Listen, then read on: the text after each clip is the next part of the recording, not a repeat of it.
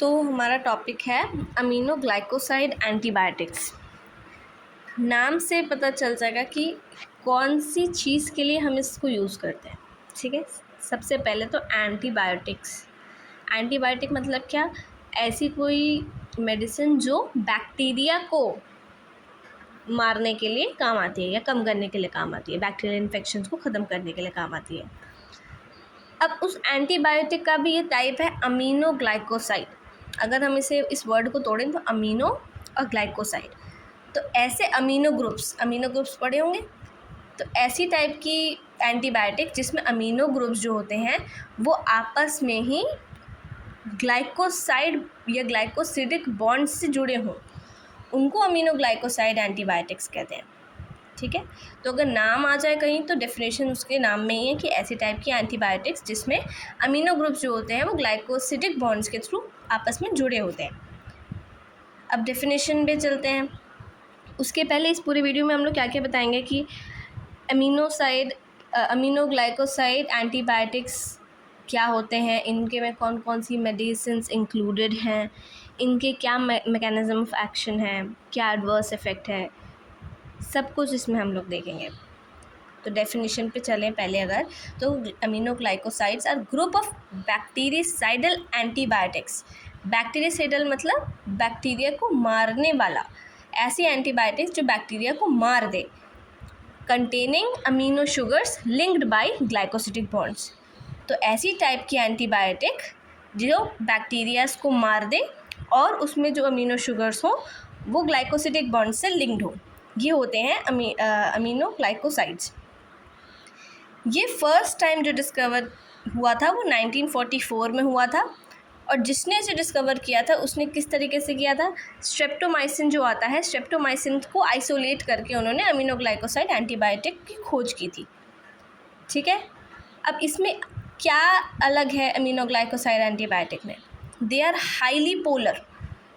Highly polar मतलब ऐसा substance जो अपनी पोलैरिटी बहुत जल्दी बना लेता है, मतलब एक जगह एक्सट्रीम नेगेटिव होगा, एक जगह एक्सट्रीम पॉजिटिव होगा।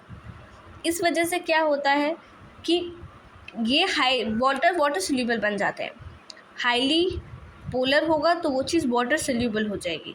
अब कोई चीज़ वाटर सोल्यूबल है तो वो फैट सोल्यूबल तो होगी नहीं, और जो नॉर्मल सेल्स होती हैं, जो सेल मेम्ब्रेन होती है वो किससे बना होता है? लिपिड से। लिपिड की लेयर होती है ना, सैंडविच जैसी, पहले पढ़ा होगा तुमने।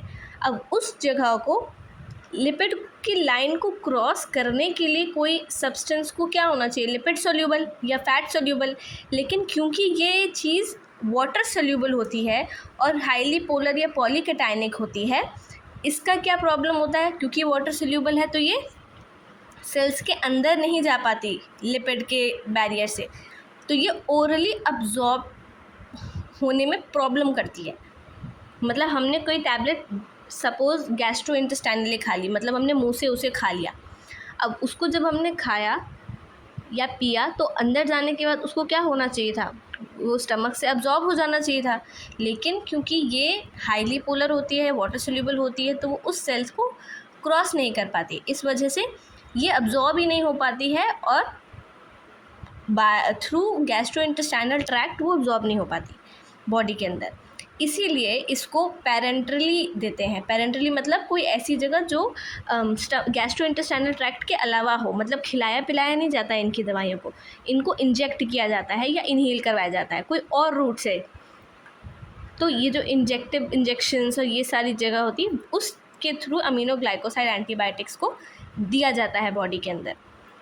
It do not cross blood brain barrier easily except with meningeal inflammation. अगर मेनिंजियल इन्फ्लेमेशन हो गई हो तो एक अलग बात है, लेकिन वैसे ये ब्लड ब्रेन बैरियर को इजीली क्रॉस नहीं कर पाती। ऑब्वियस सी बात है, क्योंकि वहाँ पे भी तो लिपिड बाइलेयर है, तो वो उसको क्रॉस नहीं कर पाती, ना ही वो नॉर्मल स्टमक की लाइनिंग को क्रॉस कर पाती है, इसलिए वो अब्जॉर्ब भी नहीं हो पाता, इसलिए उसको पैरेंटरली या फिर थ्रू इंजेक्शंस देते हैं। की फीचर क्या होता है इसका? Unlike most protein synthesis inhibitors which are bacteriostatic, aminoglycosides are bactericidal, जो कि पहले ही पता चल गया था हम लोग को। तो बैक्टीरियासाइडल का क्या मतलब होता है, बेसिक क्या डिफरेंस है बैक्टीरियासाइडल और बैक्टीरियोस्टैटिक में। साइडल मतलब कोई चीज़ को मारना, जैसे पेस्टिसाइड होता है मतलब पेस्ट्स को मारना, वैसे बैक्टीरियासाइडल है मतलब बैक्टीरिया को किल ही कर देना, ख़त्म कर देना बैक्टीरिया को, ये करती है अमीनोग्लाइकोसाइड। लेकिन जो बाकी के प्रोटीन सिंथेसिस इनहिबिटर्स होते हैं वो क्या करते हैं, बैक्टीरिया के ग्रोथ को रोक देते हैं, रोकना मतलब स्टैटिक। तो अनलाइक अदर इनहिबिटर्स, ये जो अमीनोग्लाइकोसाइड एंटीबायोटिक है वो बैक्टीरियासाइडल होती है, मतलब किल कर देती है बैक्टीरिया को। इसकी क्लिनिकल वैल्यू क्या है, treatment of serious life threatening infections due to aerobic gram negative bacilli often in combination with other drugs. तो मतलब जब, क्योंकि ये क्या करती है, बैक्टीरियाज को मार देती है, तो इस कंडीशन में जो बहुत ज़्यादा लाइफ थ्रेटनिंग इन्फेक्शंस हो जाते हैं जो कि ग्राम नेगेटिव बैसिलाई की वजह से होते हैं, ग्राम नेगेटिव बैक्टीरिया की वजह से कह सकते हैं, हो सकते हैं, तो उस कंडीशन में ये वाली दवाई या तो अकेले या तो फिर इन कॉम्बिनेशन विद अदर ड्रग्स हम लोग उसको दे सकते हैं। तो ये बहुत क्लिनिकली रेलेवेंट होती है, मतलब बहुत बड़ी बड़ी बीमारी भी इससे ठीक हो सकती है। एग्जाम टिप, स्ट्रेप्टोमाइसिन जो होती है वो पहली एमिनोग्लाइकोसाइड थी। अभी हम लोग ने पढ़ा ना कि 1944 में स्ट्रेप्टोमाइसिन से ही इसको आइसोलेट किया गया है। तो एक तरीके से क्या है, स्ट्रेप्टोमाइसिन यहाँ का पहला एमिनोग्लाइकोसाइड है जो फाउंड हुआ था। और अभी जो हम लोग सबसे ज़्यादा एमिनोग्लाइकोसाइड यूज़ करते हैं वो होती है या तो जेंटामाइसिन या तो अमीकासिन या फिर टोब्रामाइसिन। जेंटामाइसिन सबसे ज़्यादा यूज़ होगी, वो भी नीचे हम लोग को और उसके बारे में पढ़ेंगे भी। तो मेन टिप ये है कि हम लोग की जो फर्स्ट एमिनोग्लाइकोसाइड था वो था स्ट्रेप्टोमाइसिन, लेकिन आज के टाइम पे यूज़ होने वाली ये दवाइयाँ हैं। अब क्लासिफिकेशन ऑफ अमीनोग्लाइकोसाइड, ये पता चल गया कि कौन से ग्रुप में है, एंटीबायोटिक ग्रुप में, क्या काम करते हैं, बैक्टीरियासाइडल मतलब बैक्टीरिया को मारते हैं, कैसी लिंकेज है इनकी ग्लाइकोसिडिक बॉन्ड बनी हुई है अमीनो शुगर से। अब जब बेसिक इन्फॉर्मेशन पता चल गई है तो अभी कितने टाइप के होते हैं, 2 टाइप के होते हैं, या तो नेचुरली ऑब्टेन किए जाएंगे नेचुरल एमिनोग्लाइकोसाइड, या तो सेमी सिंथेटिक मतलब थोड़ा बहुत उनको मिक्स मैच करके सिंथेसाइज किया जाएगा, वो होगा सेमी सिंथेटिक एमिनोग्लाइकोसाइड। अब नेचुरली हमें कौन कौन से मिलते हैं, स्ट्रेप्टोमाइसिन, नियोमाइसिन, कैनामाइसिन, पैरोमाइसिन। और जो सेमी सिंथेटिक में आ जाएंगे वो हो जाएगा जेंटामाइसिन, टोब्रामाइसिन, अमीकासिन, नेटलमाइसिन और सीसोमाइसिन। ये सारी जो हैं ये या तो नेचुरल एमिनोग्लाइकोसाइड है या तो सेमी सिंथेटिक एमिनोग्लाइकोसाइड है। एक होता है ये तो ये नेचुरली आ गया और ये हम लोगों ने थोड़ा बहुत बना दिया। कभी कभी क्या होता है कि एक अलग टाइप का अमीनोग्लाइकोसाइड होता है, उसको बोलते हैं स्पेक्टिनोमाइसिन, क्योंकि ये नॉर्मल अमीनोग्लाइकोसाइड से स्ट्रक्चर में थोड़ा डिफरेंट होता है। कहा जाता है कि इसमें अमीनो ग्रुप्स अटैच नहीं होते, इस वजह से कभी कभी इसको अमीनोग्लाइकोसाइड के ग्रुप में नहीं भी रखा जाता, तो कभी कभी ना अलग भी ग्रुप में सेपरेट कर लिया जाता है। तो बेसिकली तो 2 ही टाइप है, नेचुरल और सेमी सिंथेटिक, लेकिन स्पेक्टिनोमाइसिन भी कभी कभी हम लोग अमीनोग्लाइकोसाइड्स के क्लासिफिकेशन में इंक्लूड कर देते हैं। अब आ गया mechanism of action. Mechanism of action मतलब ये दवाई काम कैसे करती है, किसके थ्रू काम करती है, कौन से प्रोसेस, कौन सा एक फ्लो चार्ट है या फिर कौन सा प्रोसीजर है जिसको फॉलो करके ये हमारे बॉडी में एक्ट करती है। तो aminoglycosides enter bacterial cell by oxygen dependent active transport. Remember इसका जो फीचर बता रहे थे तो इसमें बताया था कि हाईली पोलर होता है, जिसकी वजह से क्या होता है, जो सेल मेम्ब्रेन होता है उसको वो आसानी से क्रॉस नहीं कर पाता। अब कोई भी चीज़ आसानी से डिफ्यूज़ नहीं हो पाएगी तो उसको एनर्जी के थ्रू पास करना पड़ेगा ना, और एनर्जी के थ्रू जब कोई चीज़ पास होती है एक मेम्ब्रेन से अंदर तो उसको बोलते हैं एक्टिव ट्रांसपोर्ट, है ना। तो अमीनोग्लाइकोसाइड जो होती है वो बैक्टीरिया के सेल के अंदर थ्रू एक्टिव ट्रांसपोर्ट जाती है। अब एक्टिव ट्रांसपोर्ट मतलब एनर्जी के साथ जारी है, लेकिन एनर्जी के साथ साथ उसके साथ क्या होती है, ऑक्सीजन, मतलब O2 और एनर्जी, ये दोनों चीज़ें क्या करती हैं, उस एक दवाई के मॉलिक्यूल को अंदर की तरफ पुश कर देती है सेल मेम्ब्रेन के एक्टिव ट्रांसपोर्ट के थ्रू। और ये ऑक्सीजन डिपेंडेंट है, मतलब एरोबिक ही रहता है, और ऑक्सीजन नहीं होगा तो क्या होगा, ये अंदर ही नहीं जा पाएगा। इसीलिए एनएरोब्स में ये इनफेक्टिव होता है। ठीक है, तो ये बैक्टीरिया के अंदर आया ऑक्सीजन डिपेंडेंट एक्टिव ट्रांसपोर्ट से। अंदर आने के बाद जो राइबोसोम्स होते हैं, राइबोसोम्स के 2 यूनिट होते हैं ना, एक तो 30S होता है, एक 50S होता है। तो एक जो 30S वाला ये सब यूनिट होता है, वहाँ जाके ये वाला जो अमीनोग्लाइकोसाइड है वो बाइंड कर जाता है। अगर इस डायग्राम में ध्यान से देखें तो ये एक नॉर्मल बैक्टीरियल सेल है। क्या हो रहा है, इनिशियल कोई कोडॉन आया, वो आगे जाके 30S से 50S में गया और फिर आगे अपना mRNA की चेन बनाने लगा, है ना। पहले बाइंड होता है, उसके बाद चेन बनाने लगता है।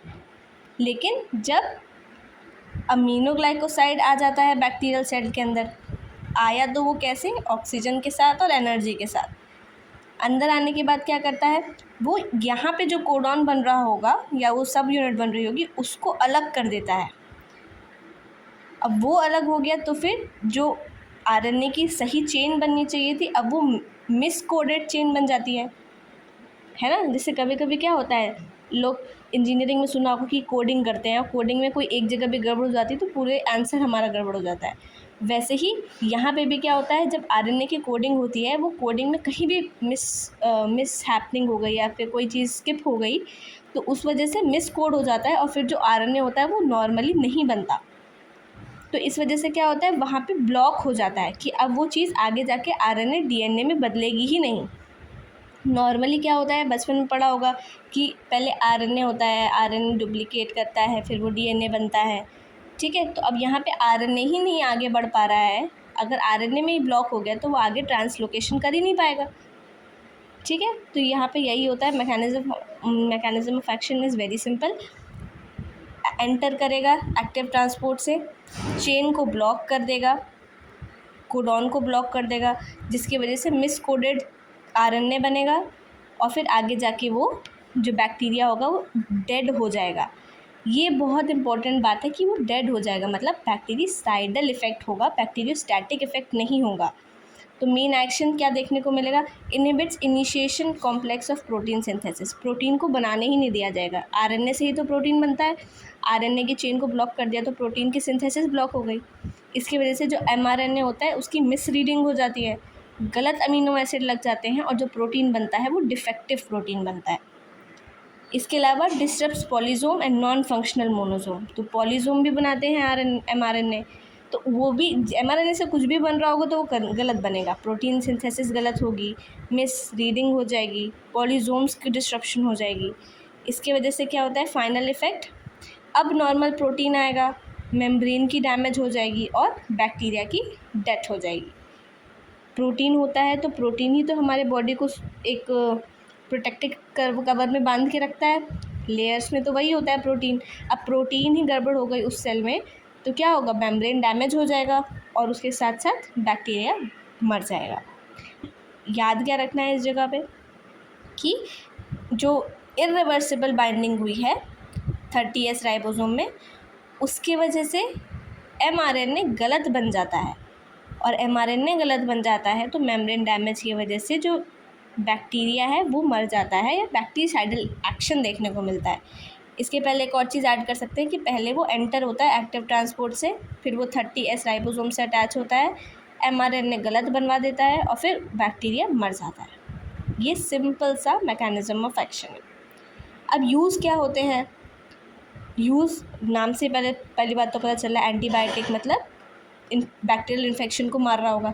तो अगर सीवियर ग्राम नेगेटिव इन्फेक्शन हुआ है तो उसमें हेल्प करता है, जैसे septicaemia, bacteraemia, hospital acquired pneumonia, complicated urinary tract infection, intra abdominal sepsis.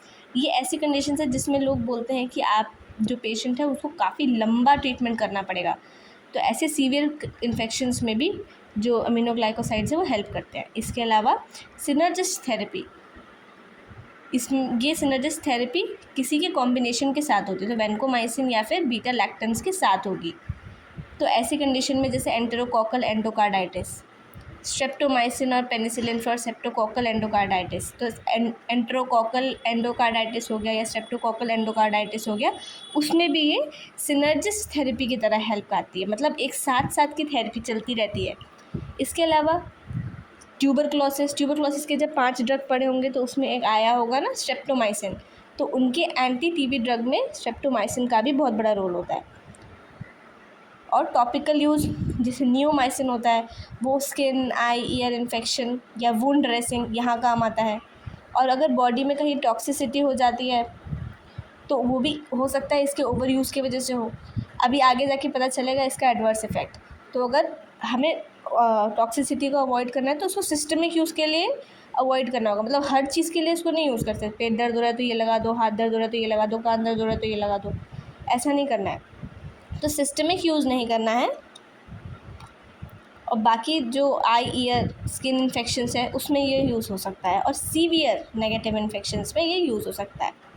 ये था बेसिक यूजेस, या तो ग्राम नेगेटिव इन्फेक्शंस के लिए, सिनर्जिस्ट थेरेपीज़ के लिए, एंडोकार्डाइटिस की, टीबी के लिए, और टॉपिकल यूजेस जैसे स्किन, ईयर, आई इन्फेक्शंस के लिए या वुंड हीलिंग के लिए।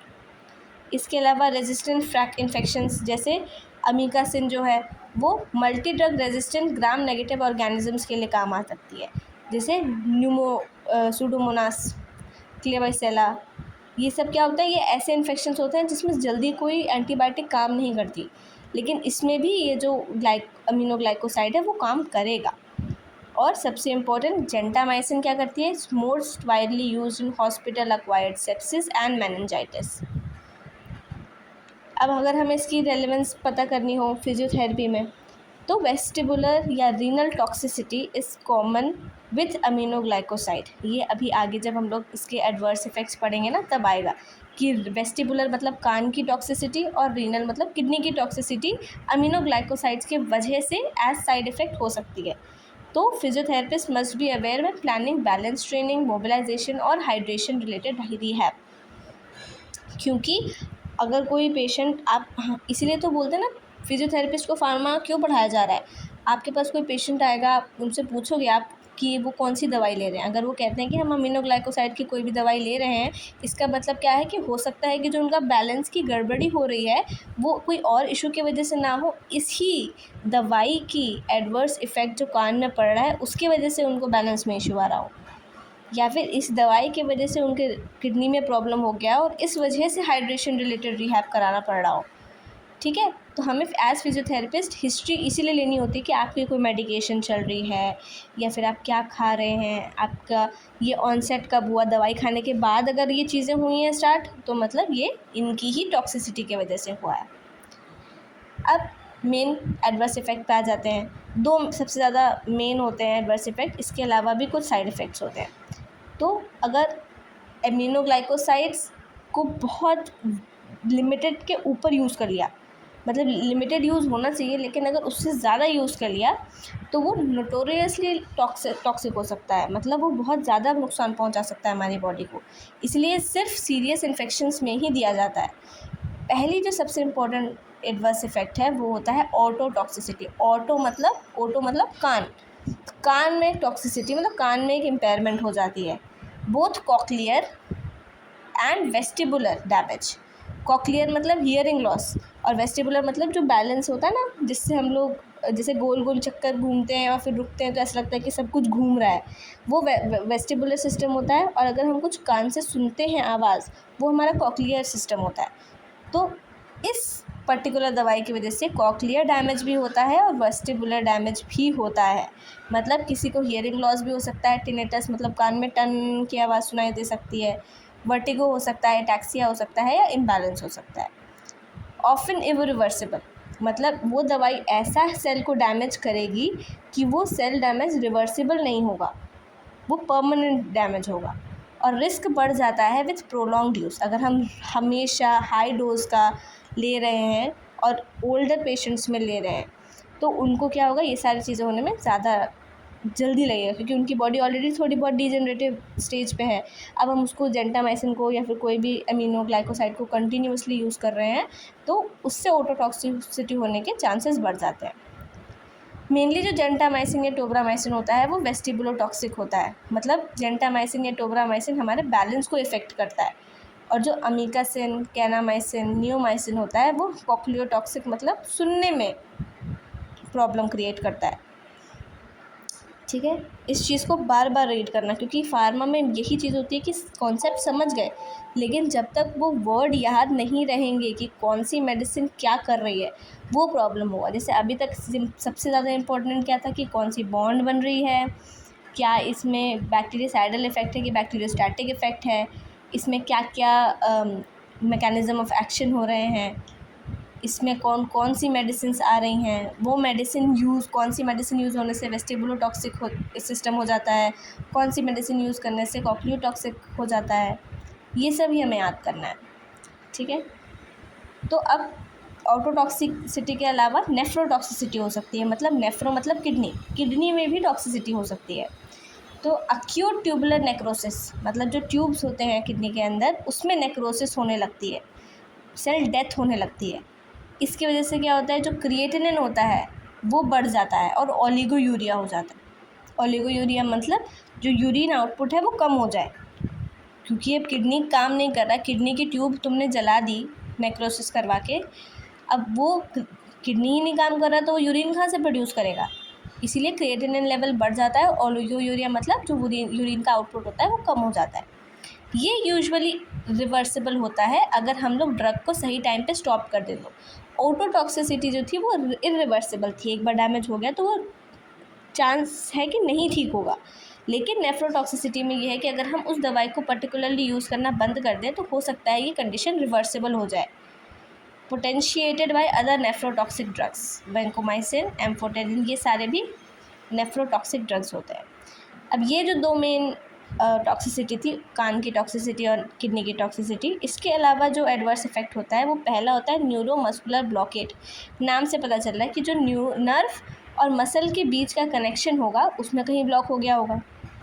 तो ये रेयर होता है but can cause respiratory paralysis due to inhibition of acetylcholine release. Acetylcholine क्या होता है, न्यूरोट्रांसमीटर होता है। न्यूरोट्रांसमीटर जो सिनेप्स में नहीं, एक से दूसरे न्यूरॉन में पास होता है। तो ये न्यूरोट्रांसमीटर जो है वो कम हो जाता है। अब न्यूरोट्रांसमीटर कम हुआ तो वो इन्फॉर्मेशन दूसरे न्यूरॉन तक कैसे पहुंचेगी, इसीलिए न्यूरोमस्कुलर ब्लॉकेज हो जाता है। More likely with rapid IV infusion और इन पेशेंट विथ माइस्थीनिया ग्रेविस। तो या तो हम बहुत ज़्यादा एक बार में आईवी दे दिए उनको अमीनोग्लाइकोसाइड की, या तो उनको ऑलरेडी माइस्थीनिया ग्रेविस था और अब तब आपने अमीनोग्लाइकोसाइड उनको दे दिया है, तो एज अ रिज़ल्ट उनको न्यूरोमस्कुलर ब्लॉकेड हो सकता है। और ये रिवर्सिबल भी होता है, मतलब अगर हम चाहें तो इस दवाई को हटा के नियोस्टिगमाइन वगैरह दे दें तो उनकी कंडीशन ठीक हो जाती है। इसके अलावा जो एडवर्स इफेक्ट होता है वो होता है एलर्जिक। वो तो किसी भी मेडिसिन के लिए होता है कि अगर आपको मेडिसिन खाने के बाद रैशेस या फिर कॉन्टैक्ट डर्मेटाइटिस वगैरह हो गया तो उस कंडीशन में भी हमें नहीं खाना है दवाई को। तो ये थे बेसिक क्या क्या एडवर्स इफ़ेक्ट होते हैं उस दवाई को खाने से। कान में प्रॉब्लम, किडनी में प्रॉब्लम, न्यूरोमस्कुलर ब्लॉकेज और या फिर एलर्जिक रिएक्शन हो सकते हैं अमीनोग्लाइकोसाइड का प्रोलॉन्ग यूज़ करने की वजह से। ठीक है, अब आ गया हमारा मेन टॉपिक कि उसमें से एक पर्टिकुलर दवाई के बारे में हम लोग अलग से बात करेंगे जिसको बोलते हैं जेंटामाइसिन। अब ये जेंटामाइसिन जो है इसका ये स्ट्रक्चर है, वैसे तो कहीं पूछा नहीं जाता लेकिन हम इसको ऐसे ही दिखा दे रहे हैं। ये हो गया हमारा जेंटामाइसिन, इस टाइप की बॉटल में आता है। जैसे अभी हमने ऊपर देखा था ना कि ये पैरा एंटरली आता है, मतलब टैबलेट के फॉर्म में नहीं होगा, इंजेक्शन के फॉर्म में होगा।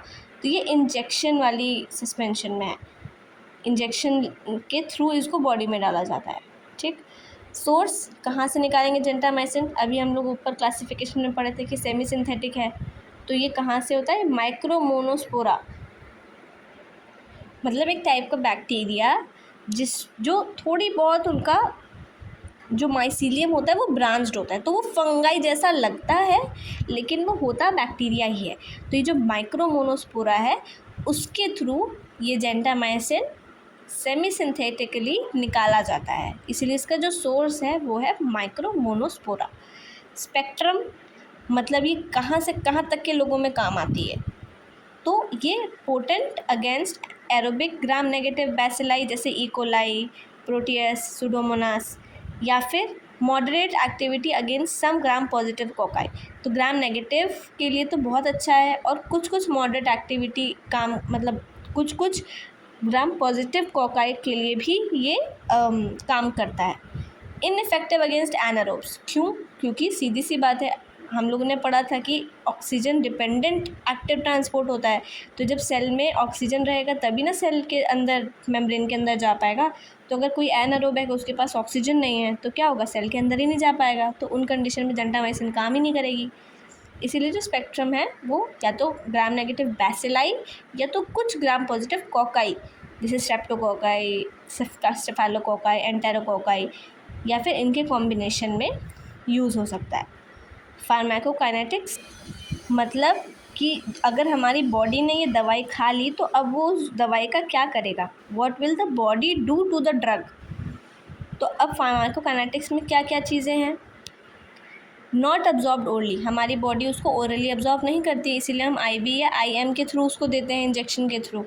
दूसरी चीज़, distributed mainly in extra cellular fluid, extra cellular fluid जो होता है मेनली वहाँ डिस्ट्रीब्यूट किया जाता है, और CSF में एंट्री नहीं होती है क्योंकि ये ब्लड ब्रेन बैरियर को क्रॉस ही नहीं कर पाता है। ये सारा ऊपर की चीज़ों को ही डिफरेंट हेडिंग में डिवाइड कर दिया गया है कि अगर आपको डायरेक्टली पूछ लिया जाए कि आप फार्माकोकाइनेटिक कैसे बताओगे, तो ये बता गए। हो सकता है ये दोनों चीज़ें पूछ लिया जाए कि फार्माकोडायनामिक्स और फार्माकोकाइनेटिक्स बताओ। तो फार्माकोडायनामिक्स मतलब कि वो ड्रग बॉडी को क्या कर रही है, तो ड्रग तो बॉडी में पूरा मैकेनिज्म ऑफ एक्शन आप बता देंगे। और अगर फार्माकोकाइनेटिक पूछा कि हमारी बॉडी इस ड्रग के साथ क्या कर रही है, तो हमारी बॉडी ओरली नहीं, इसको IV के थ्रू अब्जॉर्ब करती है और इंटरसेलुलर फ्लूइड में ही डिस्ट्रीब्यूट करती है, इसको बताएंगे हम लोग। एक्सक्रीटेड अनचेंज्ड बाय किडनी, क्योंकि मतलब किडनी इसका कोई डोज जो है वो चेंज नहीं करती है, ठीक है। बस यही हमारे बॉडी की फार्माकोकाइनेटिक्स थी इस पर्टिकुलर ड्रग के लिए। क्लिनिकल यूज़, हम इसे यूज़ कहाँ कहाँ करेंगे? कॉम्प्लिकेटेड बैक्टीरियल इन्फेक्शन में वही सेम चीज़, seriously hospital acquired gram negative infection जैसे सेप्सिस, न्यूमोनिया, UTI। ऑफन कब हम लोग यूज़ करेंगे? बीटा लैक्टम्स के साथ, सिनर्जिक थेरेपी थी जो, मेनिंजाइटिस में यूज़ करेंगे, TB में यूज़ करेंगे, आई या ईयर इन्फेक्शन हो गया तो उसमें यूज़ करेंगे। एडवर्स इफेक्ट हमारी वेस्टिबुलर टॉक्सिसिटी, नेफ्रोटॉक्सिसिटी और न्यूरोमस्कुलर ब्लॉकेड हो गई। एग्जामिनेशन टिप, ये सब रिपीट क्यों हो रहा है अगर आप सोच रहे हैं, तो ये रिपीट इसलिए हो रहा है क्योंकि जेंटामाइसिन की बारे में बात हो रही है। जेंटामाइसिन क्योंकि अमीनोग्लाइकोसाइड का ही पार्ट है, इसलिए इसमें मोस्टली चीज़ें जो हैं वो उसी की सेम लिखी हुई है। तो एग्ज़ाम टिप क्या हो सकती है कि जो जेंटामाइसिन होता है वो ड्रग ऑफ चॉइस होता है बहुत सारे hospital acquired gram negative infections के लिए, लेकिन ये ज़्यादा यूज़ इसलिए नहीं हो पाता है क्योंकि ये वेस्टिबुलर और रीनल टॉक्सिसिटी कराता है। मतलब अगर इसकी टॉक्सिसिटी हटा दी जाए तो इसका काम बहुत अच्छा होता है क्योंकि ये हाईली सीवियर इन्फेक्शंस को कम कर देता है, लेकिन उस चक्कर में कान को और किडनी को नुकसान पहुंचाता है, इसलिए इसका लिमिटेड यूज़ हो गया है। तो ओवरऑल इसकी क्या क्या टॉक्सिसिटी थी एक बार उसको रिवाइज़ कर लेते हैं। पहली चीज़ थी कॉक्लियर टॉक्सिसिटी, मतलब सुनने में प्रॉब्लम, हीरिंग लॉस, टिनिटस। इसके लिए हम एमिकासिन, कैनामाइसिन, नियोमाइसिन देंगे, ठीक है, जो इरिवर्सिबल है कि अगर एक बार कान की डैमेज हो गया तो वो इरिवर्सिबल हो जाता है। फिर वेस्टिबुलर टॉक्सिसिटी मतलब बैलेंस, वर्टिगो, एटैक्सिया, ये सारी कंडीशंस, इसमें जेंटामाइसिन, टोब्रामाइसिन, स्ट्रेप्टोमाइसिन ये दवाइयाँ दी जाती हैं। नेफ्रोटॉक्सिसिटी मतलब किडनी की टॉक्सिसिटी, इसमें हर अमीनोग्लाइकोसाइड दे सकते हैं और ये रिवर्सिबल होती है, डोज ख़त्म करेंगे तो वो वापस ठीक हो जाएगी। न्यूरोमस्कुलर ब्लॉकेट सब दिया जाता है लेकिन ये रेयर होती है, तो रिस्क भी बढ़ जाता है इसका माइस्थीनिया ग्रेविस के साथ। अगर एलर्जी हो गई है तो उसमें नियोमाइसिन देंगे ऊपर से लगाने के लिए, इसमें हमें दिखेगा क्या? रैशेस और डर्मेटाइटिस। ओवरऑल समरी, इसका जो मैकेनिज़्म है वो क्या होगा? बॉडी में एक्टिव ट्रांसपोर्ट की तरह अंदर आएगी, 30S राइबोसोम से बाइंड करेगी, उसके वजह से पूरा mRNA की चेन गड़बड़ हो जाएगी और बैक्टीरिया अपने आप मर जाएगा। टॉक्सिसिटी, ओटोटॉक्सिसिटी, नेफ्रोटॉक्सिसिटी और न्यूरोमस्कुलर ब्लॉकेट। जेंटामाइसिन क्या होता है? प्रोटोटाइप होता है, एक उसका यही वाला जो ड्रग होता है उसको लोग अमीनोग्लाइकोसाइड मान लेते हैं। मतलब अगर हम लोग को कहीं किसी को समझाना हो, दिखाना हो कि अमीनोग्लाइकोसाइड कैसे एक्ट करता है, तो उसको जेंटामाइसिन का ही दिखाएंगे। फॉर एग्ज़ाम्पल, एक तरीके से हमारे सबके घर में पेट दर्द की दवाई हो गई है पुदीना हरा, फॉर एग्ज़ाम्पल, ठीक है। तो वो क्या हो गया, एक तरीके का प्रोटोटाइप कि हमें कभी भी पेट दर्द होगा तो हम पुदीना हरा दिखा देंगे। तो वैसे ही अमीनोग्लाइकोसाइड का जो प्रोटोटाइप है वो जेंटामाइसिन होता है कि कभी भी किसी को उसका यूज़ देखना हो, क्लिनिकल फीचर देखना हो, उसकी एडवर्स इफेक्ट देखना हो, तो लोग for teaching purpose, for every purpose gentamicin का यूज़ करते हैं। ये वेस्टिबुलोटॉक्सिक भी होती है और ग्राम नेगेटिव कवरेज, मतलब ग्राम नेगेटिव बैक्टीरियल इन्फेक्शंस को क्योर कर देती है। Aminoglycosides are reserved for severe life-threatening conditions due to toxicity risk. Reserved मतलब सिर्फ इतने ही limitations में हैं। दुनिया में बहुत सारी बीमारियाँ, लेकिन सिर्फ बहुत सारे इन्फेक्शन भी हैं, लेकिन सिर्फ जो हाईएस्ट लेवल का इन्फेक्शन होता है उसी में इसको यूज़ किया जाता है, क्योंकि इसके साथ बहुत सारे टॉक्सिसिटी भी साथ में आती है। यही थी हमारी अमीनोग्लाइकोसाइड एंटीबायोटिक्स।